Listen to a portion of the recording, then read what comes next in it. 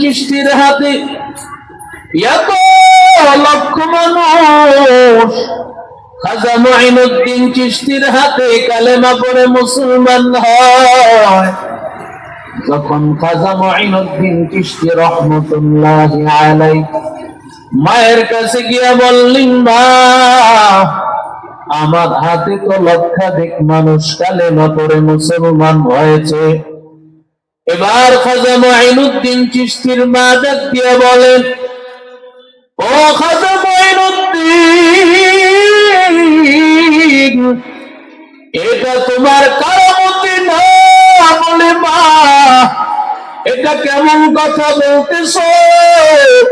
মা ডাক দিয়া বলে, মুঈনুদ্দিন, গর্ভে ধারণ করার পর আমি মা কোনদিন গুনাহের কাজ করি নাই।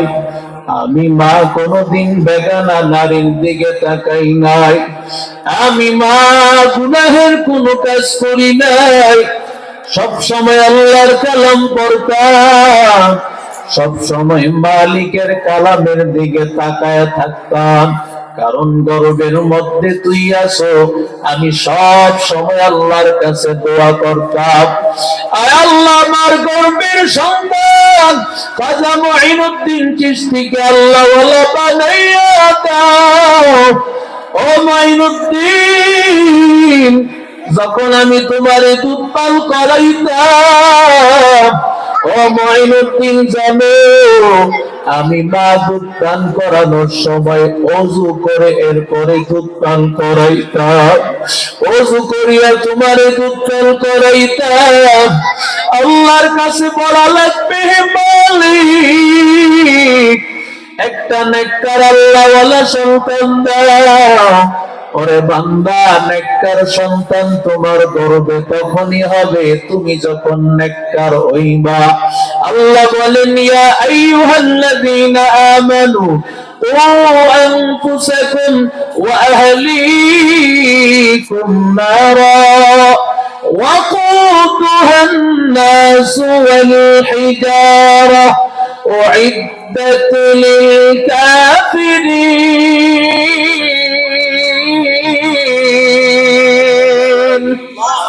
আতিনা ফি দার দুনিয়ানা হাসান আতিনা ফি দার উকবানা হাসান ইয়া গিয়াসাল মুস্তাগীসিন হদিনা লফতিখারা বিল উলুমি ওয়াল গিনা আদর কুদরত দারি বর কামাল আনতা রব্বি আনতা হাসবি যুল জালাল তুহি কাদের জলিলুল্লাহ জাহাদার বহর হালে তুহি মেরা নিগাহদার।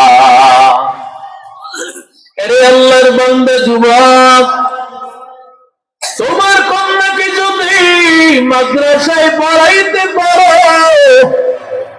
একটা কন্যা যদি মাদ্রাসায় পড়ে, মহিলা মাদ্রাসায়, ও আল্লাহর বান্দা, এই সন্তানটার কারণে তার স্বামী ভালো হয়ে যায়, এই সন্তানের কারণে তার শ্বশুর ভালো হয়ে যায়, এই সন্তানের কারণে তার দেবর ভাসুর ননদ সবাই আল্লাহওয়ালা হয়ে যায়।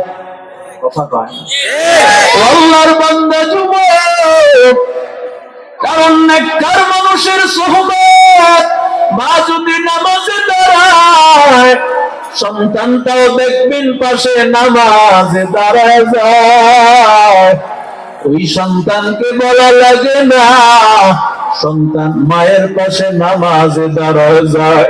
মা যখন ঠোঁট নাড়ায় সুবহান রাব্বিয়াল আযীম করে, সন্তানও দেখবেন করে সুবহান রাব্বিয়াল আযীম। মা যখন পড়ে সুবহান রাব্বিয়াল আলা, ওই সন্তানও তাকাইয়া দেখবা, সন্তানও পড়ে সুবহান রাব্বিয়াল আলা। কারণ এই সন্তান মায়ের কাছ থেকে সবক নেয়। মা যেটা বলে সন্তান সেটাই শিখে। মায়ের কাছ থেকে সন্তান সব সবক গ্রহণ করে। ওরে আল্লাহর বান্দা, যখন আল্লাহর বান্দি তুমি যখন নামাজি হইবা, তোমার নামাজ দেখিয়া তোমার স্বামী হবে নামাজি। তোমার নামাজ দেখিয়া ঘরের একজন মানুষ নাই নামাজি হবে না। কারণ তুমি চাইলে ঘরটা জান্নাত বানাইতে পারো, তুমি চাইলে ঘরটাকে জাহান্নাম বানাইতে পারো। একটা নারী যদি ভালো হয়, একজন কন্যা যদি ভালো হয়, পুরা ঘরটা ভালো হয়ে যায়, পুরা ঘরটা আলোকিত হয়ে যায়। তোমার কন্যাটাকে আল্লাহ বানাইয়া, নামাজি বানাইয়া, কোরআন তেলাওয়াত করনেওয়ালা বানাইয়া যখন তুমি স্বামীর হাতে তুলে দিবা, তখন আল্লাহর এই বান্দি নিজে নামাজি, তার স্বামীও নামাজি হয়ে যাবে। পুরা ঘর নামাজির ভাই। ও আল্লাহর বান্দা যুবক, ওর গর্ভ থেকে যেই সন্তান আসবে, সন্তানটাও নামাজি হবে, সন্তানটাও আল্লাহকে ডাকনেওয়ালা হবে রে ভাই। কারণ আমার আল্লাহ তাআলা বলেন, সোহবতের এত দাম, নেককার মানুষের সোহবতের কারণে আমার আল্লাহ নেককার বানায় দেন। তাকায় দেখো না নবীর সাহাবীদের কেন এত দাম, আল্লাহর নবীর সাহাবীদের কেমন অবস্থা। যেই মানুষগুলোর কোনো দাম ছিল না, যেই মানুষগুলো ছিল সবচাইতে খারাপ, জাহিলি যুগের সবচাইতে খারাপ, কিন্তু আমার আল্লাহ তাআলা রাহমাতুল লিল আলামিনের ছোঁয়ার কারণে, আমার নবীর স্পর্শ হওয়ার কারণে, আমার নবীর কোরআনের ছোঁয়ার কারণে ওই সাহাবীরা কেমন হয় বলো?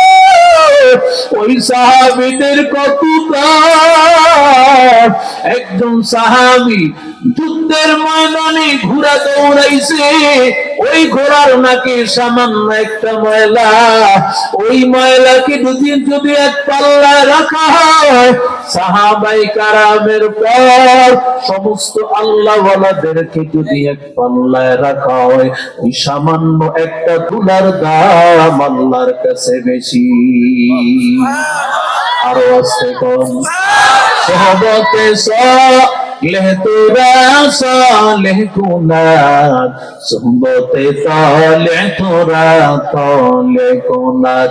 এক জামানা সোহবতে বা আউলিয়া, बेहतर सत साला तो बेदिया, मैले मोमिन सोए मोमिन मिशवार, मैले काफिर सोए काफिर मिशवार।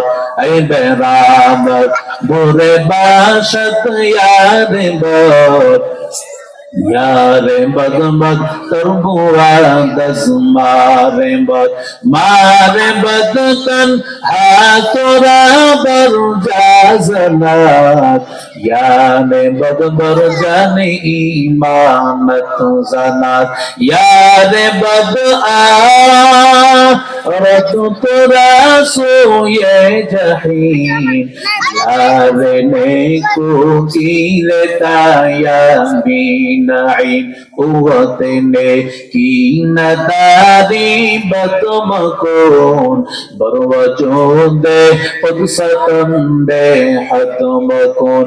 या अय्युहल्लज़ीना आमनु तक़ुल्लाह वकूनु मअस-सादिक़ीन।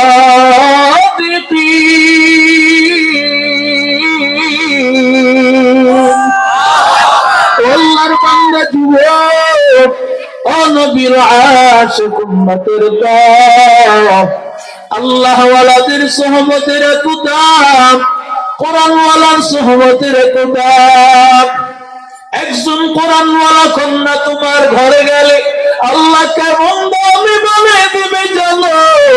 ও আল্লাহর বান্দা, নবীর আশিক উম্মতের দল। আমাদের বড় একজন আল্লাহওয়ালা কিতাবের মধ্যে আশ্চর্য ঘটনা লিখেছেন। আল্লাহর বান্দা দুই বন্ধু মিলিয়া রওনা করেছেন। কোথাও সফর করতে যাবেন দুই বন্ধু মিলিয়া। হঠাৎ করিয়া দুই বন্ধু মিলিয়া এক জায়গায় সফর বিরতি করেছে। ওখানে তারা রান্না বান্না করবেন। রান্নার দায়িত্ব দুইজন মিলিয়া। আল্লাহর এক বন্ধু, আল্লাহর এক বান্দা, দুই বন্ধুর মধ্যে একজন, সে যখন চুলার মধ্যে তাওয়া বসাইছে, কড়াই বসাইছে, ওই কড়াইটার মধ্যে যা কিছু দেয় ওগুলো উল্টানোর জন্য চামচের প্রয়োজন হয়। কিন্তু আল্লাহর বান্দা কোনো চামচ নেয় না, নিজের হাতেই নাড়াচাড়া করে। সুবহানাল্লাহ। ঘরে গিয়েছে আরো আসতে কোন শুনেন না। একজন কোরআনওয়ালার সহমতের কত দাম, মাদ্রাসার ছাত্রীদের দোয়ার কত দাম। ও বান্দা চলো, এই কোরআনওয়ালা ছাত্রীদের দোয়ার কত দাম। আল্লাহ তাআলা ওদের দোয়ার কারণে আল্লাহ কি বা না করতে পারে। ও আল্লাহর বান্দা, যখন আল্লাহর বান্দা তাকায়া দেখতেছে আমার বন্ধু চুলার মধ্যে পাতিলা বসায় রাখছে, পাতিলার মধ্যে হাত দিয়াই নাড়াচাড়া করে, ঘটনা কি? আবার দেখে চুলার মধ্যে যেই লাকড়ি দিচ্ছে, লাকড়িটাও হাত দিয়া নাড়াচাড়া করতেছে। আরো জোরে বলেন। আল্লাহর বান্দা বলে, ভাই তুমি কি আল্লাহওয়ালা হয়ে গেলা নাকি? তুমি কি আল্লাহওয়ালা হয়ে গেলা নাকি? আল্লাহর বান্দা ডাক দিয়ে বলে, ভাই পুরাতন একটা ঘটনা মনে করে দিয়েছো। বলে, কি ঘটনা? বলে, আজ থেকে অনেক বছর আগের কথা। আমার চরিত্র ছিল সবচাইতে খারাপ। আমার মতো খারাপ মানুষ দুনিয়াতে আর একজনও ছিল না। এলাকার যেই নারীর খবর আমি পাইতাম, পাওয়ার সাথে সাথেই আমি ওই নারীর চরিত্র হরণ করার পেছনে লেগে যাইতাম। আমার চরিত্র এত খারাপ, আমার মতো খারাপ মানুষ আর কেউ নাই। হঠাৎ করে আমি খবর পাইলাম, এক আল্লাহর বান্দা আসিয়া বলে, দোস্ত তুমি তো কত মেয়ের পিছনে সময় কাটাইছ। আমার এক মেয়ের খবর আমার কাছে আছে। মহিলা মাদ্রাসার একটা ছাত্রী, অনেক পরম সুন্দরী, লাস্যময়ী সুন্দরী একটা কন্যা। আমার মনের মধ্যে ধারণা, এত সুন্দর, এত সুন্দর মেয়ে কোনদিন তুমি দেখো নাই। আল্লাহর বান্দা দেখার জন্য আল্লাহর বান্দা চিন্তায় পড়ে গেল, কি করিয়া দেখা যায়।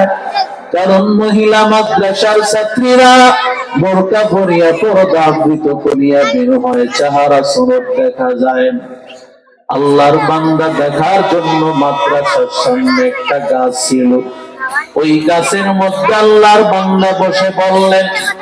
আল্লাহর বান্দা বসিয়া এবার আল্লাহর বান্দা সুযোগ তালাশ করতেছে। খুঁজতে খুঁজতে হঠাৎ করে আল্লাহর বান্দা একদিন আল্লাহর বান্দা দেখে ফেলেছে, ওই মাদ্রাসার উঠানের চতুর্পাশে বেড়া দেওয়া। মেয়েটা যখন বের হয়েছে,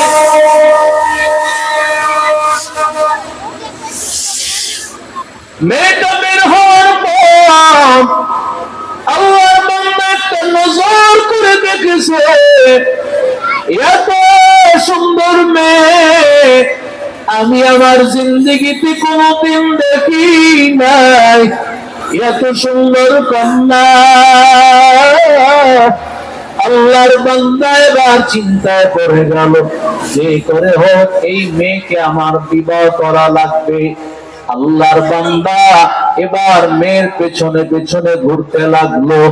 বললেন, আমি আপনাকে বিবাহ করতে চাই। যে মেয়েটা নেককার কন্যা, যে মেয়েটা ভালো মেয়ে, ওই মেয়ে কারো কথায় কান দেবে না, কারণ ওই মেয়েটা আল্লাহকে ভয় পায়, আমার মালিককে ভয় পায়, আমার আল্লাহ তাআলাকে ভয় পায়। আল্লাহর বান্দী বলে, না না, আমি নিজে নিজে বিবাহ বসতে পারি না। তোমার যদি মনে চায় আমার বাবার কাছে বিবাহের প্রস্তাব নিয়ে আসো। আল্লাহর বান্দা নিরুপায় হইয়া, বাবা ছিল বড় জমিদার, জমিদারকে নিয়া এলাকার ইমাম সাহেব তার কাছে হাজির হয়ে গেছে। ইমাম সাহেবকে ডাক দিয়া বলেন, ও ইমাম সাহেব, আমার একমাত্র ছেলের কাছে আপনার কন্যাটা দিবেন। ইমাম সাহেব ডাক দিয়া বলে, জমিদার সাহেব, বহু টাকা মালিক আপনি, আপনার মতো ধনী কেউ নাই, তবে আমার মেয়েটাকে তো আমি কোন দুনিয়াদারের কাছে দিব না, আমার মেয়েটাকে একজন আল্লাহওয়ালার কাছে দিব। দুনিয়ার সম্পদ আমার কাছে কোনো দাম নাই, আমার কাছে দাম হলো একমাত্র কোরআনে, আমার কাছে দাম হলো একমাত্র নবীর আদর্শ। আমি আপনার কাছে দিতে পারবো না। নিরুপায় হইয়া জমিদার বিদায় হয়ে গেল তার সন্তানকে নিয়ে। ওই ছেলেটা দেখতে বলে, আমি বিদায় হয়ে যাওয়ার পর ওই মেয়েটার বিবাহ হয়েছে একজন কোরআনওয়ালার সাথে, একজন হাফেজার আলেমের সাথে।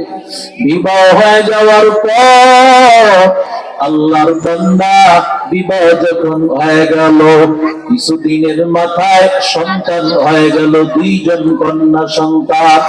আল্লাহর কুদরত, কিছুদিনের মাথায় ওই স্বামী দুনিয়া থেকে বিদায়, দুনিয়া ছাড়িয়ে অন্ধকার কবরের মুসাফির হয়ে গেল। আল্লাহর বান্দি বড় পেরেশান, কি করি আমি আমার সন্তান গুলোকে নিয়ে চলবো? কারণ আল্লাহর বান্দির স্বামী তো ছিল গরিব। আল্লাহর বান্দি হঠাৎ করিয়া বড় অভাবের মধ্যে পড়ে গেল, এলাকার মধ্যে বড় অভাব, বড় পেরেশান হালত। সবাই রিলিফের মালের জন্য সিরিয়াল ধরেছে। এবার জমিদারের সন্তান ডাক দিয়ে বলে, আমি বাবার আদেশে কিছু মাল সামানা ঘোড়ার পিঠে করিয়া নিয়ে আমি মাল সামানা নিয়ে রওনা করলাম। মাল সামানা নিয়ে আমি একেবারে সেখানে চলে গেলাম। মানুষেরা সিরিয়াল ধরেছে, সবাইকে একে একে আমি দিতে লাগলাম। এমন সময় কন্যা এত অভাবে, এত পেরেশান, সন্তানগুলোকে খাবে এমন কোন টাকা নাই, এমন কোন পয়সা নাই। এমন সময় আল্লাহর বান্দির দুইটা বাচ্চা ডাক দিয়া বলে, ও মা, পাশের বাড়ির আন্টিরা খাবার নিয়ে আসতেছে, আমাদের জন্য খাবারের ব্যবস্থা করে দাও। আল্লাহর বান্দা যুবক, নবীর আশিক উম্মতের দল, নিরুপায় হইয়া মহিলাটাও লাইনে দাঁড়ায় গেল। লাইনে দাঁড়ানোর পর একে একে মানুষকে দিতে দিতে হঠাৎ করে লোকটা ডাক দিয়া বলে, জমিদারের ছেলে বলে, আমার সামনে ওই মহিলাটা হাজির। আমি দেখিয়াই তারে চিনে ফেললাম। তুমি কি ওই মেয়ে না যাকে আমি বিবাহ করতে চেয়েছিলাম? বলে, হ্যাঁ, আমি বড় পেরেশান হইয়া আমার স্বামী ইন্তেকাল করেছে, আমার বাচ্চা দুইটা না খেয়ে আজকে কয়েকদিন, পারলে কিছু সহযোগিতা করে। বলে সবাইকে দিব কিন্তু তোমারে দিব না। আল্লাহর বান্দিয়া লাইন থেকে বের হয়ে গেল। বাচ্চা দুইটা ডাক দিয়া বলে, মা কেন তোমারে বিদায় করে দিল? ও মা, আঙ্কেলটা তোমারে কানে কানে কি বললো? কিছুই বলে না। বাচ্চাগুলোরে কিভাবে বুঝাইবে? বাচ্চাগুলো না খাইয়া বড় পেরেশান। এক পর্যায়ে ডাক দিয়া বলে, মা মনে হয় আমরাও আমার বাবা রাস্তায় চলে যাব। আমাদের হয়তো যাওয়া আছে, আমাদের হয়তো দুনিয়া থেকে বিদায় হয়ে চলে যেতে হবে। না খাইয়া ক্ষুধার যন্ত্রণা আর সহ্য করতে পারে না, কারণ বাবা নাই, খাবার দেওয়ার মতো কেউ নাই। আল্লাহর বান্দা আমার নিরুপায় হইয়া বাচ্চাগুলোর দিকে তাকায়া আল্লাহর বান্দি আবার লাইনে দাঁড়ায় গেছে। লাইনে দাঁড়ানোর পর আল্লাহর বান্দি যখন লাইনে দাঁড়াইয়ে গিয়েছে, লাইনে দাঁড়ানোর পর এবার আল্লাহর বান্দা ডাক দিয়ে বলে, তোমাকে দিতে পারবো, শর্ত আছে, তুমি আমার সাথে খারাপ আচরণে লিপ্ত হতে হবে। এখন বিবাহের কথা বলে না, ডাইরেক্ট খারাপ কাজের ব্যাপারে আবেদন করতেছে। আল্লাহর বান্দা বলে, ومن يتق الله يجعل له مخرجا। আল্লাহকে ভয় করলে আল্লাহ রাস্তা খুলিয়া দিবে। আমি আমার জীবন দিব কিন্তু আমি আমার ইজ্জত দিতে পারবো না, আমি আমার সম্মান দিতে পারবো না। আল্লাহর বান্দি তার বাচ্চাগুলো নিয়ে বিদায় হয়ে চলে গেল। আর বলে, বাচ্চারা আমরা আল্লাহকে ভয় পাই। আল্লাহর বান্দা মেয়েগুলোকে নিয়ে রওনা। এমন সময় আল্লাহর বান্দি, ওই যে আল্লাহর বান্দা জমিদারের সন্তান, মনে মনে ভাবতেছে, আমি কাজটা কি করলাম? আমি তো বাচ্চাগুলোর দিকে তাকাইয়াও পারলে আমি ওদের খাবারের ব্যবস্থা করে দিতাম। সাথে সাথে এই কথা আল্লাহর বান্দার মাথায় আসা মাত্রই আল্লাহর বান্দা ঘোড়ার পিঠে খাবার করে নিয়া আল্লাহর বান্দা একেবারে ঘরের দরজার সামনে নিয়ে যায়। ঘরের দরজার সামনে নিয়ে যাওয়ার পর আল্লাহর বান্দা আড়ালে দাঁড়াইয়া আছে। এমন সময় ওই মহিলা আসিয়া হাজির।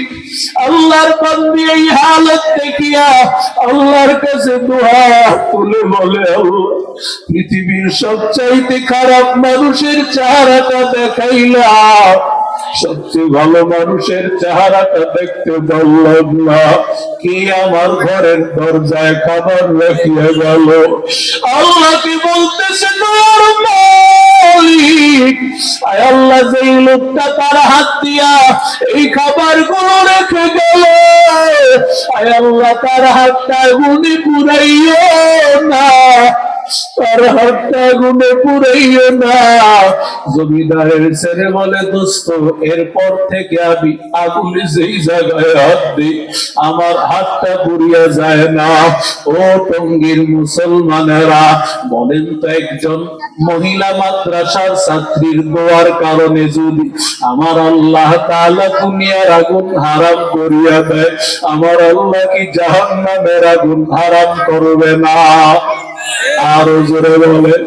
এই জন্য আল্লাহর কাছে ওয়াদা করো, ও দয়ার মালিক, আজ থেকে আমি নিজেও কোরআনের রাস্তায় চলবো, সন্তানগুলোকে আল্লাহওয়ালা বানাইবো, কোরআনওয়ালা বানাইবো, নিজেকে শুদ্ধ করিয়া মাদ্রাসার সাথে মহব্বত রাখিয়া মৃত্যু পর্যন্ত চলবো। আল্লাহ আমাদের সবাইকে তৌফিক দান করেন, আমিন। আলহামদুলিল্লাহ ভাই, আমাদের সকলের মহব্বতের মানুষ আল্লামা আরিফ বিন হাবিব সাহেব হুজুর চলে আসছেন, অত্যন্ত গুরুত্বপূর্ণ আলোচনা করবেন। নারায়ে তাকবীর, লিল্লাহি তাকবীর। আল্লামা আরিফ বিন হাবিব সাহেবের আগমন, নারায়ে তাকবীর, লিল্লাহি তাকবীর। আলহামদুলিল্লাহ, হুজুর চলে আসছেন, মাত্র 5-7 মিনিটের মধ্যে হুজুর স্টেজে চলে আসবেন। এজন্য আমরা সকলে ইনশাআল্লাহ ভিতরে প্রবেশ করি। আল্লাহ তাআলা আমাদের সবাইকে কবুল করেন, আজকের এই মাহফিলকে আল্লাহ কবুল করেন। ওয়া আখির দাওয়ানা আলহামদুলিল্লাহি রাব্বিল আলামিন। আসসালামু আলাইকুম ওয়া রাহমাতুল্লাহি ওয়া বারাকাতুহু।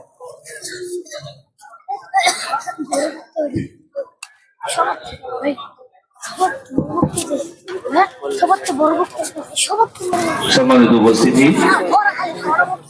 আমাদের আজকের মাহফিলের প্রধান বক্তা সারা বাংলাদেশ